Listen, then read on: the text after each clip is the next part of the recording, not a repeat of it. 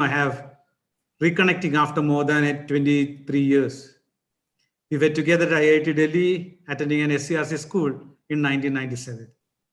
Dr. Anisha is an active researcher in nanotechnology, currently working in University of Technology, Troyes, France.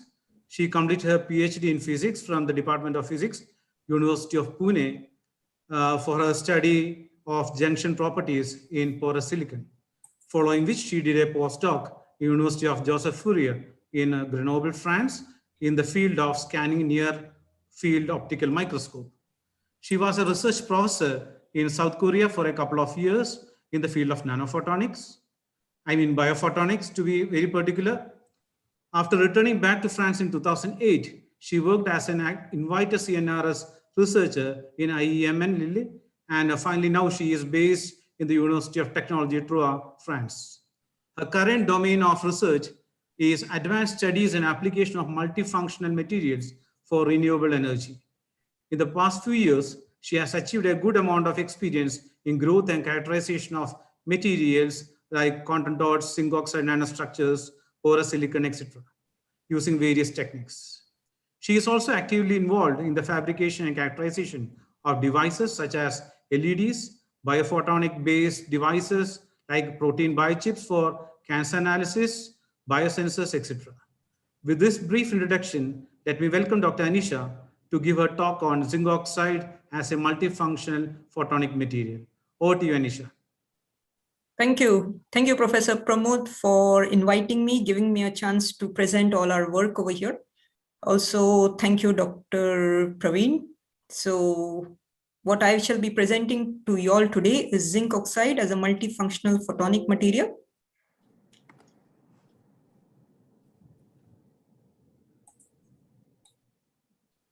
So basically, I will just briefly discuss about the properties and applications of zinc oxide, followed by the synthesis, how we grow the zinc oxide by chemical bar deposition technique.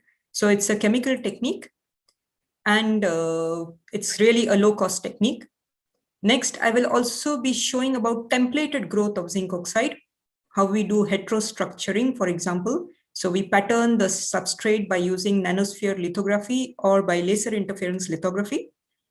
And after showing you all this, I will talk about how we go from small scale. So we can grow these zinc oxide nanorods on very small samples, which are 1 by 1 centimeter square, to large scale. So by large scale, I mean entire silicon wafers, which can be 2-inch, 3-inch, 4-inch, or even 6 inches wafers.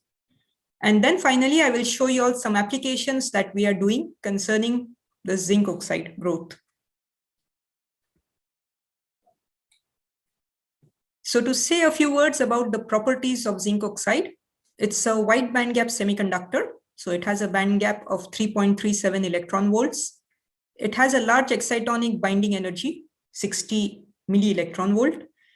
And as I mentioned before, you can fabricate zinc oxide. Either you can use physical methods like MOCVD to deposit zinc oxide, or you can also do it by chemical routes between 50 to 90 degrees centigrade temperature. And by chemical routes, it's low cost. It's easy to fabricate various structures, as you all can see over here. So we can change the forms of zinc oxide. Also, mostly it's an abundant material. It's abundantly found everywhere on Earth.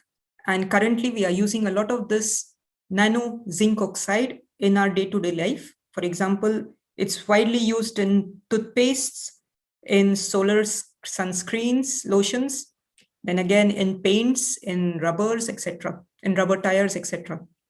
There are various applications of this zinc oxide. You can use it in light emitting diodes. You can make laser diodes with zinc oxide, photodetectors. You can also use it abundantly for sensors, either as a biosensor, chemical sensor, etc. The most important property of this zinc oxide is that it is not toxic, even if it's in nanoform. So to say briefly, the kind of work that we are doing in our group, as I said, we do nanostructuration. So we use top-down technique or a bottom-up technique. In top-down technique, we have zinc oxide thin films deposited by MOCVD. Of course, it's in collaboration with the company in Paris. And then one of my colleagues, he did patterning of the zinc oxide film using E-beam. And then he patterned it using reactive ion etching. So the idea over here was to make waveguide-like structures. In my case, what I do is that by using chemical bar deposition technique, I'm growing zinc oxide nanorods or even microstructures, flower-like structures, etc. So this is nanowires, what we are growing. Then, of course, what we do is also patterned or templated growth. So in this case, we can use beads, for example, polystyrene beads to grow the nanowires, or we also make patterns using laser interference lithography, and then we grow the zinc oxide structures in between these patterns. I will show you all this in my slides, in the slides which will be coming ahead. And then we also do integration of these zinc oxide nanowires with colloidal quantum dots. Of course, once we have done all this, you all are all familiar that we have to characterize these samples. So we have electrical, structural, and optical characterization tools in our laboratory. One of my colleagues is also involved in simulations. And the main idea of doing all this is to go towards device fabrication. So for photo detection or for making LEDs, we already worked a lot on sensing. So zinc oxide nanowires were used for sensing TNT or DNT. And of course, now what we are also working on is to go towards large scale fabrication. So here you have an entire 3-inch silicon wafer on which we have zinc oxide, which is grown, zinc oxide nanowires, which are grown. So basically, the idea of all this work is to have functional validation, is to make device fabrication. So how do we grow zinc oxide? Basically, as I said, it's a chemical bar deposition technique. So it's low temperature. So what we do first is we have a sample. So this is a schematic, which I've just to explain briefly. So on this sample, we spin coat a layer of zinc acetate in ethanol. So we dissolve the zinc acetate in ethanol, we spin coat it. And after spin coating, we anneal it around 400 degrees centigrade. So what happens is that you have nanoparticles of zinc oxide, which are formed, as you can see here. And these nanoparticles are all crystalline, and they become crystalline thanks to the annealing that we are doing. So the particle size, it varies between 10 to 40 nanometers. And this is what we call as the zinc oxide seed layer. Once we have developed this, then using our chemical bar deposition technique, so this is the setup. So we have a 3-neck flask. This was the first setup which we developed. Now we have more setups. So in this thing we have, it's quite a simple setup. In one area we have the temperature sensor. In the center one, we put our the stirrer, and in the third arm, what we have is the sample holder. And this is the solution. So usually we use zinc acetate and ammonia in water. So as you can see, the solution is water-based. And basically, as I mentioned before, it's a low temperature growth process. So what we use is around 85 to 87 degrees centigrade. We can grow over large areas, it's low cost, and it's easy to use dopants. So if you want to dope zinc oxide, because basically when you make zinc oxide, it is N-type. If you want to make P-type zinc oxide, which is a big issue still, it's not so easy. Of course, we can use other dopants also. So as I said before, this is one type of seed layer what we had prepared.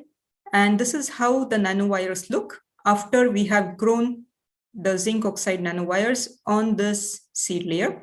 This is the top view of the nanowires. So you can see they are perfectly hexagonal in structure. And this is a photograph which shows zinc oxide nanowires grown on a 3-inch, half of a 3-inch wafer. This is on 1/4, nearly 1/4 of a 3-inch wafer. So this is by using a chemically synthesized seed layer. What we can also do is to use another seed layer, which is by RFPVD. So this is in collaboration with UTT. We have another branch in a city which is slightly away from here. So they have this equipment. So it's RF-PVD. And by this, we can also deposit zinc oxide thin film. So as you can see here, this is the thin film, which is about 300 or 400 nanometers thick. So this was deposited. And then we grow the nanowires again by the CVD technique. So here, of course, the diameter of the nanowires, what we obtained is about between 200 to 300 nanometers or so. This basically because the seeds, as you can see, the grain sizes are quite big. Then another way of growing zinc oxide is also by using not a zinc oxide seed layer, but by using silver. So in this case, what we do is that on a glass substrate, for example, or even on silicon, you can deposit silver by evaporation. Then you anneal these structures at 400 degrees centigrade. So when you anneal them, what happens is that they make these small kind of particles. And once having done that, then you oxidize these. So you have silver oxide, which is formed. And then you can grow your nanorods again by CVD. So here you can see the nanorods, which are grown on silver as a seed layer. And this basically, you can grow silver on oxide, you can grow zinc oxide on oxidized silver, basically because there is no lattice mismatch. So if you have a substrate, for example, gallium nitride, you can directly grow zinc oxide nanowires on gallium nitride because they have the same lattice matching properties. Of course, when we are growing the samples in the solution, in the zinc acetate and water, what happens is that if you see before, the solution is slightly milky. As you can see over here, it's not transparent, although it is water. So this milkiness is appearing because we have something what we call as microstructures growing in the solution, or micropods, which are growing simultaneously in the solution. So they look like this, all these microstructures, and they form freely in the solution. So the same time when you are having growth of nanowires on your seed layer, which is on a substrate, at the same time, you have these micropods which are being formed in the solution. They're perfectly hexagonal in shape, okay? They have a well-controlled morphology. They have twinings or furling structures. So here what we did also was to just come with a substrate, any substrate without any seed layer. We just put the substrate into the solution. So these micropods, which are forming freely in the solution, they get deposited onto the substrate. Okay, so this is how it looks. So this is silicon substrate, a small piece. And then you have these micropods which have got deposited on this. So this is kind of a self-deposition technique. And here, only in this solution, of course, the zinc ion concentration is quite high.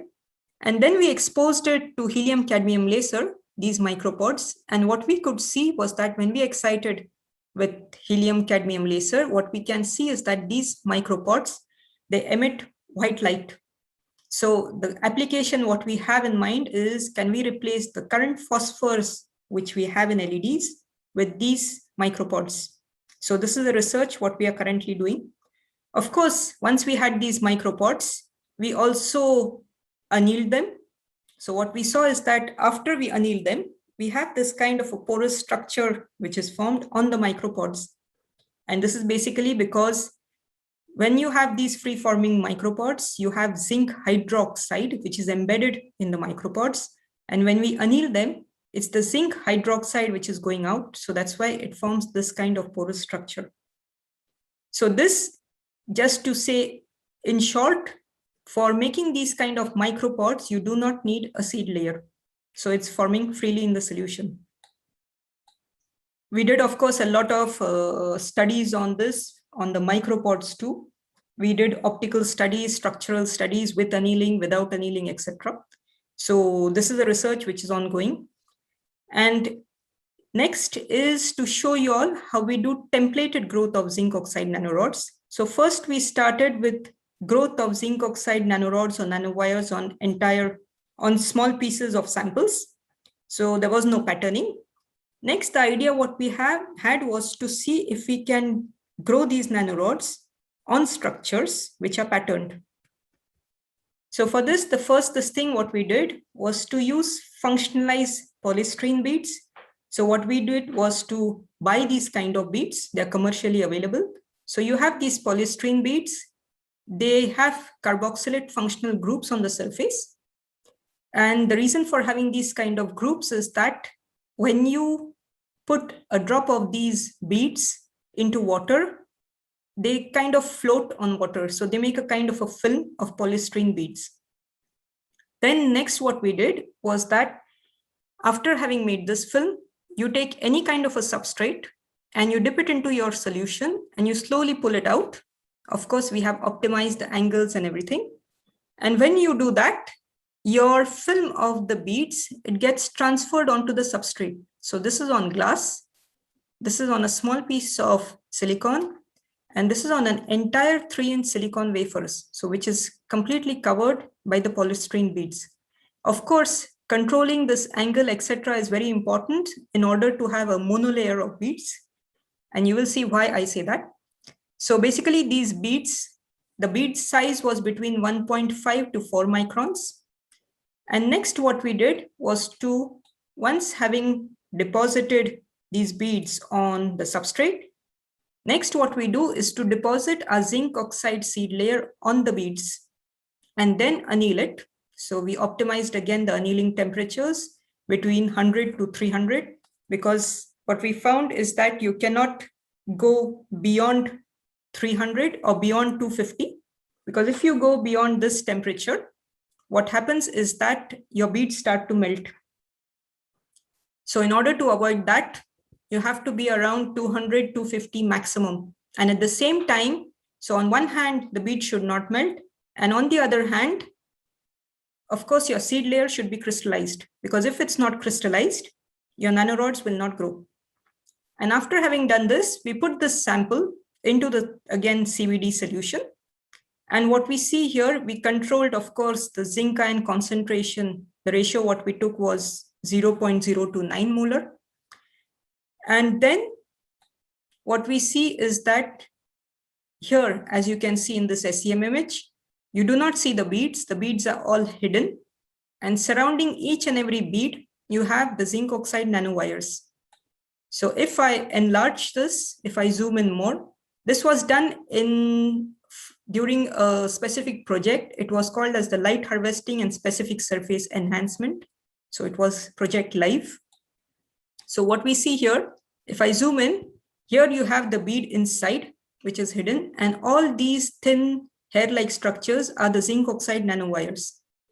Of course, we did a lot of characterization on this. And here what we realized was that we had enhanced the specific surface area.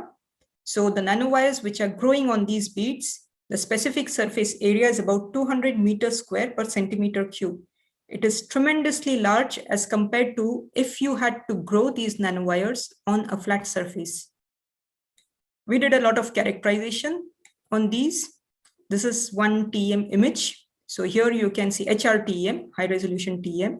So here we have 0002 direction for the nanowires. It is highly crystalline, and the lattice spacing between them is just 0.026 nanometers.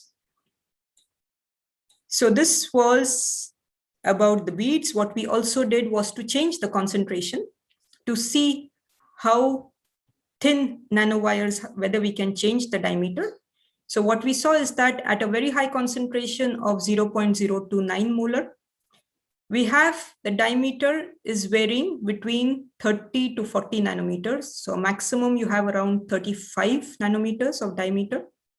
If we lower the concentration to 0.02, we have the nanowires diameter is changing, it's reducing. So the maximum number of nanowires have about 20 nanometers of diameter. You reduce this further to 0.018. And what we saw was that we had nanowires which were even less than 15 nanometers in diameter. So they were nearly transparent to the electron beam. So the idea here was to make photovoltaic cells by impregnating these kind of polystyrene beads with the zinc oxide. You impregnate them with dye and then try to do some photovoltaic cells. Of course, this we have still not gone too much into details with this. So this was one idea, one application. Of course, we can use it for sensing also. Next, what we did was putting a seed layer on the beads. Here I'm showing you some images where we have put the seed layers below the beads. So what we do is that you take a substrate, you put the zinc oxide seed layer, and then by dip coating, you coat it with the beads. And then you put it into the chemical bar deposition solution. So what you have is that your nanowires are growing in between the beads, as you can see here. So here are your beads, and here are all your nanowires. This was for polystyrene beads of size 1 micron. We also did the same in SiO2 beads with a size of 500 nanometers. So you have everywhere your nanowires which are growing in the interstitial spaces between the beads. The next idea of growing, or the next way of growing patterning, is to use selective growth of heterostructures. For this, we use nanosphere lithography. So nanosphere lithography is again concerning beads. So what we basically do here is that first, on any substrate, you deposit the beads. Having deposited the beads, then you evaporate chromium. So your chromium is on the beads and in between the beads also, in the interstitial spaces. Next, what you do is that by using reactive ion etching, you remove the beads. So what you have is only the metal parts which are remaining, the chromium metal. And using this chromium metal as a mask, you start again, you use reactive ion etching, and you structure or you pattern your silicon with the help of this chromium as a mask. So what you get is these kind of structures which are formed, conical structures. So they're of course silicon, they're silicon structures. So this is how the whole image looks, or the whole sample looks when we do this. So this is how it looks, the silicon sample after it's structured. And once having done this, next what we did, so these are the kind of structures which are formed, silicon structures. Next what I did was to put the zinc oxide seed layer everywhere on these structures, and then put this sample into the chemical bar deposition, and you grow the nanowires. So this is the patterns that we obtain. So these all are zinc oxide nanowires. Even over here, where there is no patterning in between, you have the growth of zinc oxide nanowires, basically because you have everywhere your seed layer. And once, this is a side view image which shows how it looks. So it really looks like flower-like structures. And you have, this is the silicon, structured silicon, and this is the zinc oxide nanowires. So this is one way also of doing template or pattern growth of zinc oxide. Of course, when we saw this sample, it appeared completely black in color. So we thought of doing some more characterization, some absorption spectroscopy. So what we see is that when you just have structured silicon, you have an absorption around over here, which is 0.7. You structured, when you put your seed layer, zinc oxide seed layer on structured silicon, your absorption increases a bit more. But when you grow the nanorods, your absorption has increased a lot. And here, this is your band gap corresponding to the zinc oxide nanowires. So that is the reason why you can see, as your absorption is quite a lot, you can see that the sample, the silicon sample, it appears as though it's black in color. Of course, we are working using other techniques. We are also working on how to make black silicon by structuring, by structuration. Next, what I will show you all is also growing heterostructures, but by using a slightly different technique, which is called as the laser interference lithography technique. So here what we do basically is that you take silicon, you put a positive photoresist, you spin coat on silicon, and then we expose it to a laser, 355 nanometer laser.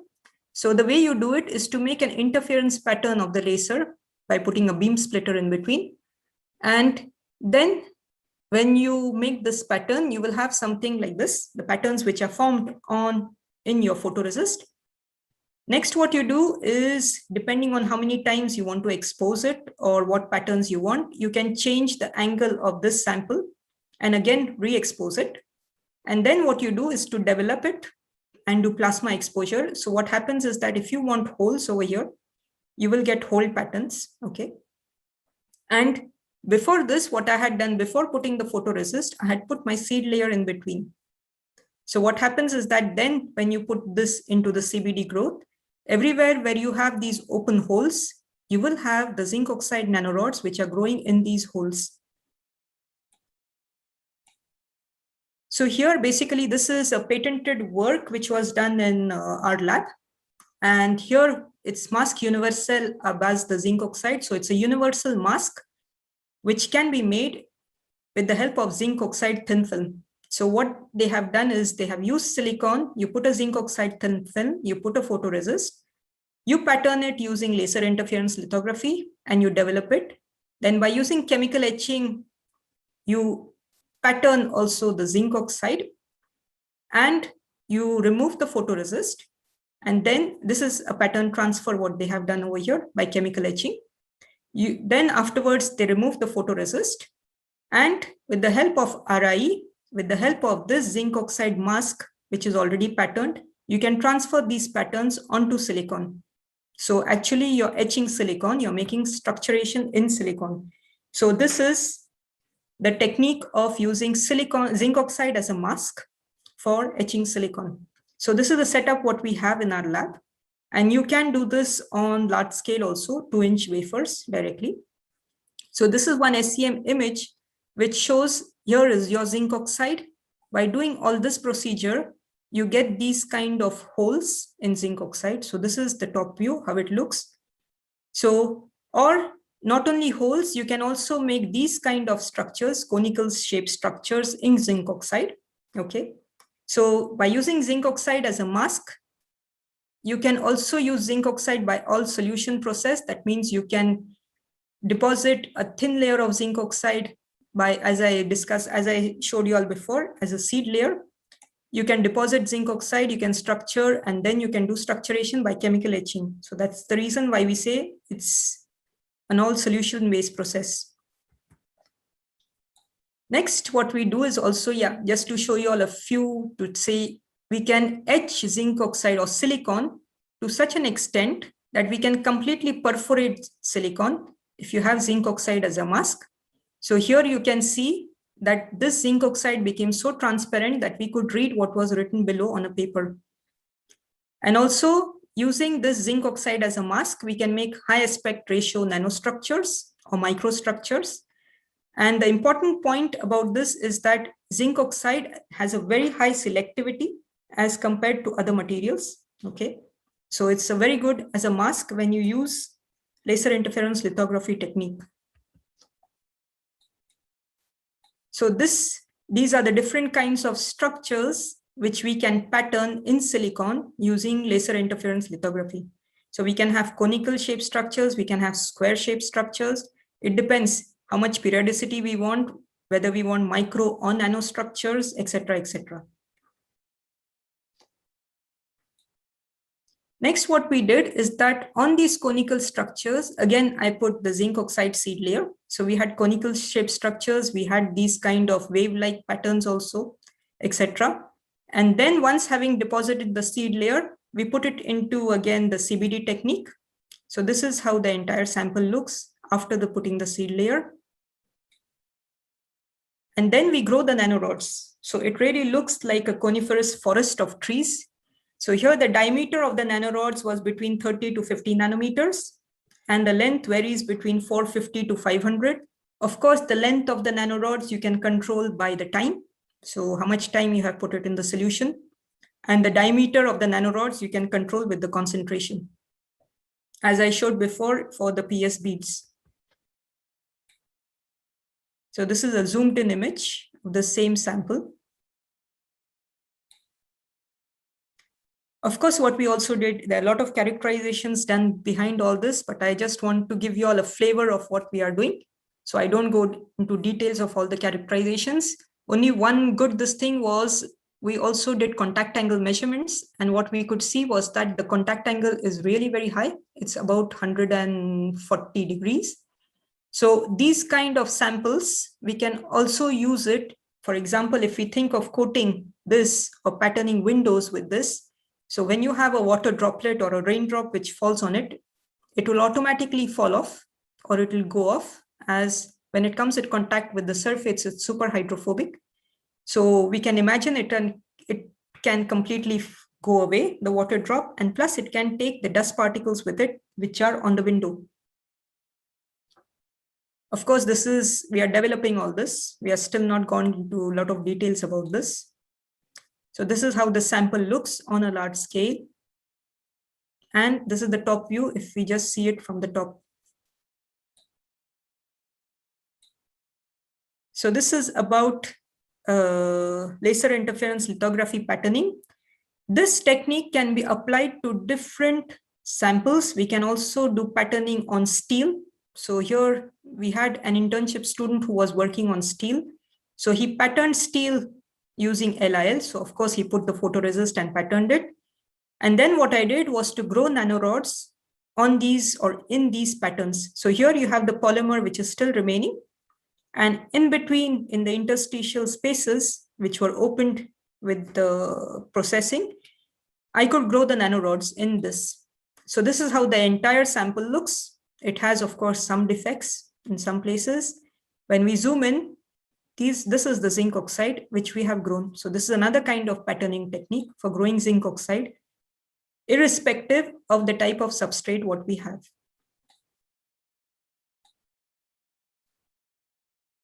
This is again the same, but this was done also, this was on silicon. So this is how it looks afterwards. So that is about templated or patterning or growing heterostructures. Now recently what we are doing is we are going more and more into the details or how to grow on large scale. Because if we have to do diodes, etc., it's better to have a homogeneous sample on a large scale, a big sample, and then we can cut it into small pieces. So we know that everywhere it's homogeneous, and then we can use that for device fabrication. That's the way usually people do when they are making LEDs. So they make it on entire wafers. So now going from small scale, where I showed you all 1 by 1 centimeter square sample, now we go to large scale. It's about 3 inches wafers. So here what we did, we changed our setup. So we changed completely the setup. We have new setups now. And here you can see, we can put an entire 3-inch or 4-inch wafer inside this solution. So this 3-inch or 4-inch wafer, we can also put 2 wafers at the same time, back to back. And as you can see, we can grow nanorods on the entire wafer or on 2 wafers. So here the idea is to go towards batch processing growth of zinc oxide nanorods. Also, as you can see in this image, we can grow zinc oxide on any substrate. Here it's on glass. So this glass piece, the glass slide is about 8 centimeters in length. So we could grow all this white area. What you see over here is the zinc oxide. Of course, we are doing a lot of studies on this. So with a variation in time, we wanted to see, because first we were using ammonia as a buffer when we make the CBD solution. But the limitation, we always have a limitation. We could not grow zinc oxide nanorods beyond 1 micron length. So the idea is to have zinc oxide nanorods for say 2 or 3 microns length.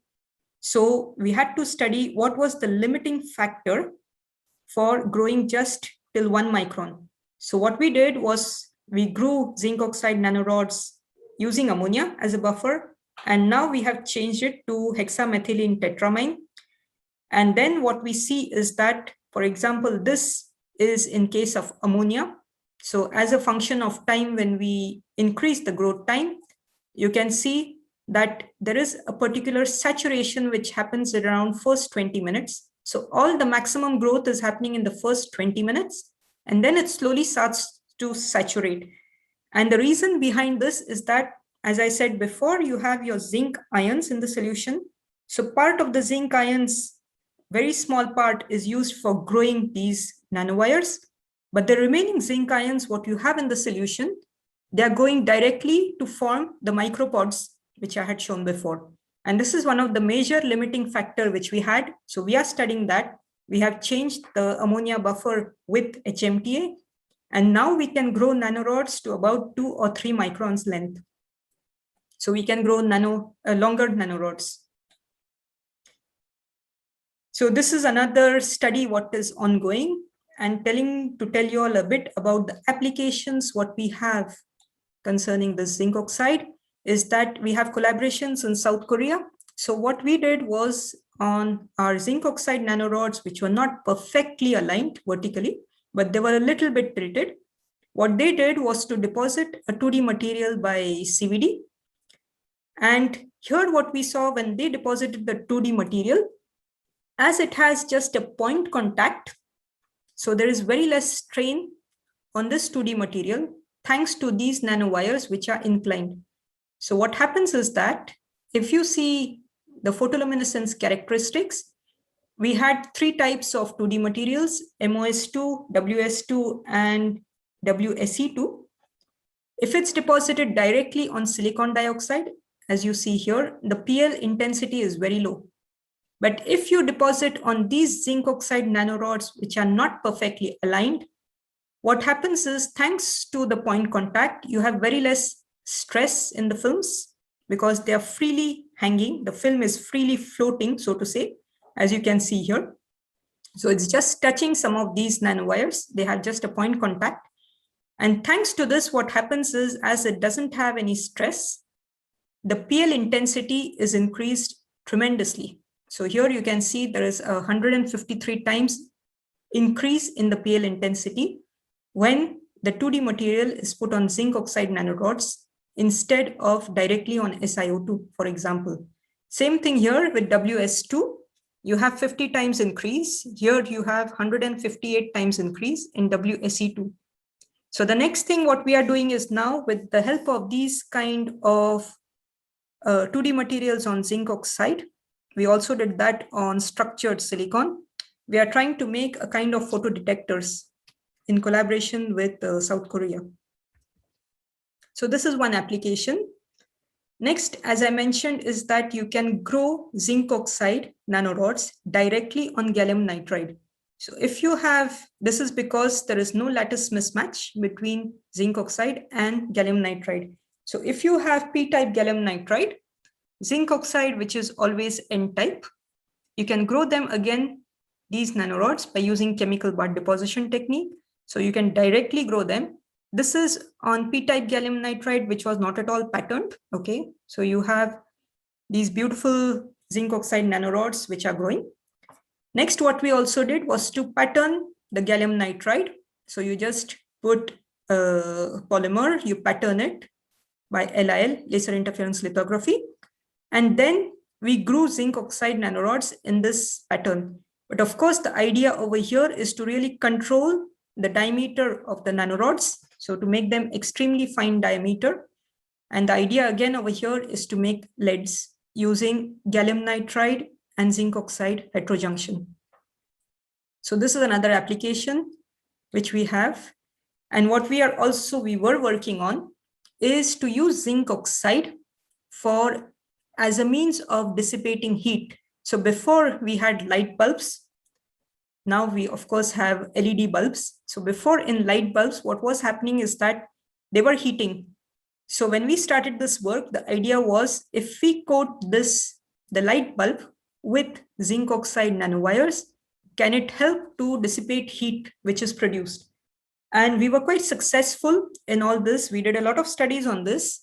But afterwards, this was a few years back in 2012, 2013. But as the LEDs started to catch up, we could not use these zinc oxide nanowires for coating the LED bulbs, because the LED bulbs do not heat up as much as compared to the ordinary light bulbs. So if you see now in the LED bulbs, what they do is that the manufacturers, they put an inert gas inside. So we do not have this kind of heat problem anymore. So that's why we could not go much into this kind of a research. So to give you all a brief summary, of everything that we are doing. So we are making microstructures of zinc oxide. So the idea is to replace phosphors in LEDs. And also we are using this in photocatalytic activities. We have done a lot about this work also, research on this. Then, as I said, with the urchin-like zinc oxide structures using polystyrene beads, the idea is to do light harvesting and surface enhancement. Then we also do structuration of silicon by laser interference lithography or by auto-organization of polystyrene beads. And then we coat with seed layer and we grow our nanorods in this. Again, the idea is for sensing or for photovoltaic cells also.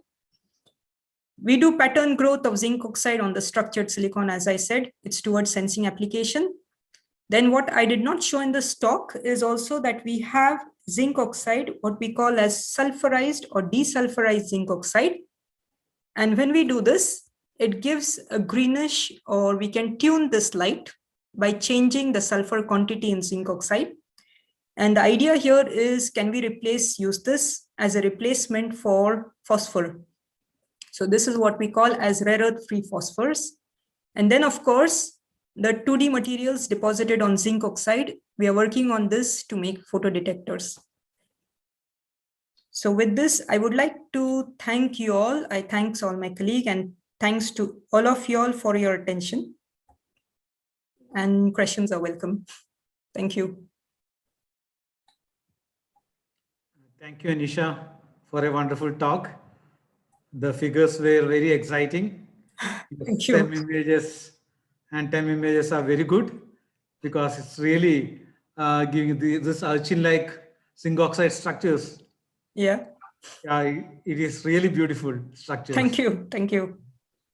One thing I just want to ask you was that you had mentioned that when you had coatings on zinc oxide, your MOSC2 and other things, you had an very high increase in this, this 158 times, 153 times and all.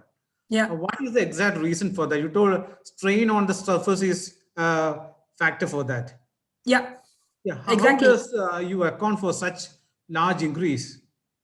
Yeah, because basically when you see these films, 2D films, they're extremely, extremely thin. They're a few angstroms or something. So if you put this on a flat surface, like we did on SiO2, that is on silicon directly, there is a lot of strain on the film. And because of that, your PL is reduced. And what happens is that it becomes, when you have a strain, what we realized is that these films, instead of being, although they are wide, they have a direct band gap, when they have a strain, they become an indirect band gap. And because of that, your PL intensity is reduced tremendously. But if you put this on zinc oxide nanowires, which are not perfectly aligned, but as you can see here, they are all a little bit misaligned, then in this case, you just have point contacts somewhere. So these materials, 2D materials, because of the less strain effect, they remain as a direct band gap. And because of this, thanks to this, you have this tremendous increase in the PL intensity.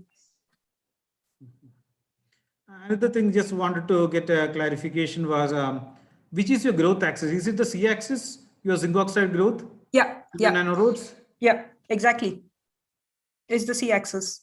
It is the C axis.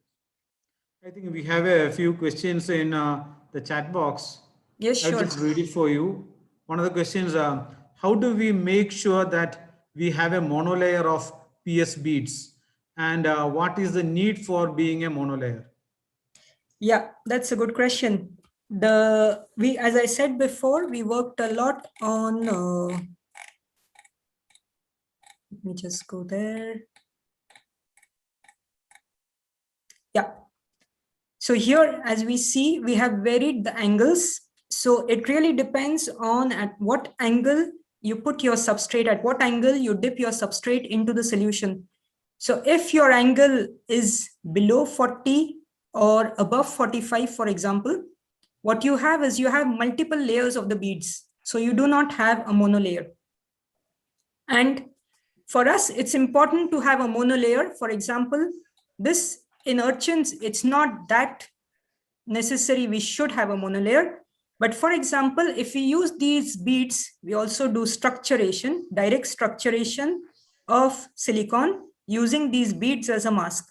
So when we use these beads as a mask, we have to have a single monolayer. If you have a multiple monolayer, it's very difficult to make structures in silicon or to really structure silicon at micron or nanoscale also. So that's the reason why we need a monolayer of beads. But of course, it's not so easy. So when we optimize these conditions, we realize that between 40 to 45 degrees of the dip coating angle, we always have a monolayer. But if it changes even slightly, we have multi-layers. I think I have another question. Can superhydrophobic used as an anti-reflection coating, as it can repel water and dust on the surface? I just want your comments on that. Yeah, we are working on that for anti-reflection coatings. We are working with a lot of companies here in France, especially for defense. And we are also involved in making holograms for a defense company, especially for passports, French passports and all. So the idea, what we use is laser interference lithography. And there we are really studying a lot of the anti-reflection properties, and not only in the visible, but also in the IR region, okay, for holograms and all, or for night detection cameras, for example, for defense. So for the anti-reflection properties, what we do is to really structure silicon, and we have achieved till now to structure silicon to a depth of about 10 microns. So the structures what we form are nearly 10 microns in depth, conical structures. And we saw that light gets trapped. So they're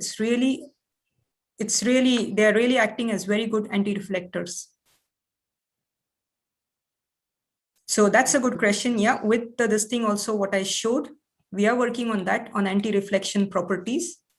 Of course, not only using zinc oxide, but we need even silicon for that.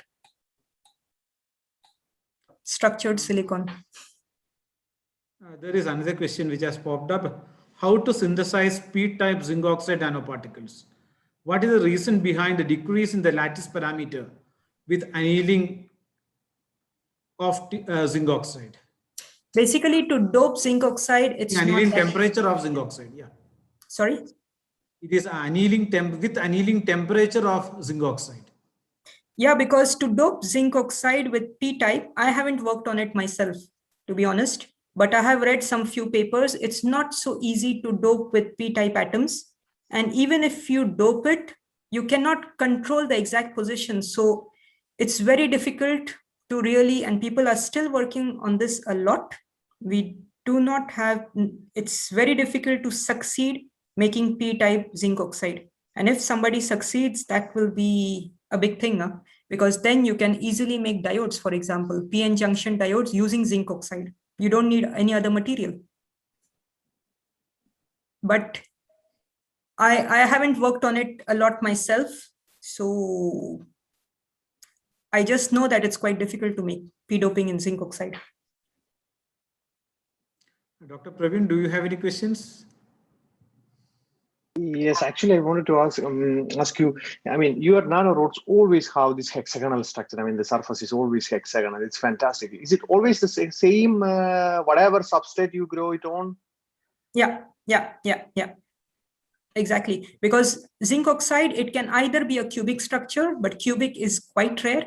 So it crystallizes either you can have hexagonal or cubic form. But most of the times you have hexagonal form, and it's along the c-axis, oriented along the c-axis. So having the porous nature of your structure, do you think that we can use it for hydrogen storage in any chance? Yeah. In fact, what I haven't shown is also annealing and this thing, what we have done. So with annealing, you can, for example, in the microstructures, this porous, this thing, which are abundant in nature, and they're really low cost because they're just forming in the solution. So you can have a lot of these structures. We just dry it up, we dry the solution, and we recover all these structures. And of course, this can be a very good sensor. We have not studied the hydrogen sensing properties, but yeah, as it's porous. And the surface area is also very, very high, right? Exactly. These are micron. That's why we call them as micropods. I see. It depends on the annealing temperature. So if you increase the annealing temperature, your pores start becoming bigger and bigger. Mm-hmm. I see. Okay. Thank you very much. Very nice. Very nice. Thank you. Thank you. So We don't have any further questions in the chat box. In that case, I would like to thank all the participants who have joined us this evening for the talk. And I once again thank Dr. Anisha Gokarna for giving such a wonderful talk. Dr. Praveen has just posted a form in the chat box. I request all of you to just open it and fill the feedback form and submit for all the participants. Thank you, Anisha, for the wonderful talk once again. Thank you, Pramod. Thanks to everyone for joining the presentation, for listening, for your questions. It's really interesting. And it gives us more ideas. And why not once in the near future, if we can work together, that will be really interesting for us. Yeah, you are always welcome for collaborations with us. Thank you. I have been trying it for some time now. I think we always just shifted it, the possibilities to the next call. Yes. Yeah, sure. For sure, it will be great to have collaborations because we don't have all the facilities. Like as you all saw TEM and all, we have collaborations in France. So we don't have all the equipments with us. But collaborations, and especially we are developing a lot of collaborations in India. And now our university over here, UTT, the University of Technology of Troyes, it's become a European University of Technology. So students who would like to do masters or PhD in our university, they can also do some courses in other European universities, which are our partner universities. Mm-hmm. I forgot to mention about that. Currently, we have one collaboration for MOU with Rennes, France. INSAT with them. And one of our students is currently, she is on an exchange program for the past 1 year there. Oh, okay, that's great. She'll be joining us back this month end. Oh, it's good. What we can think of, what we should discuss also is joint PhD programs. Yes. So where the student can get double PhDs or 2 PhDs, joint PhD. That's possible with UTT, yeah? We'll work on that. Yeah, sure. We'll discuss all about that. Okay, so thanks a lot to everyone. Thank you all. Thank you. Bye-bye. Bye. Bye, Anisha.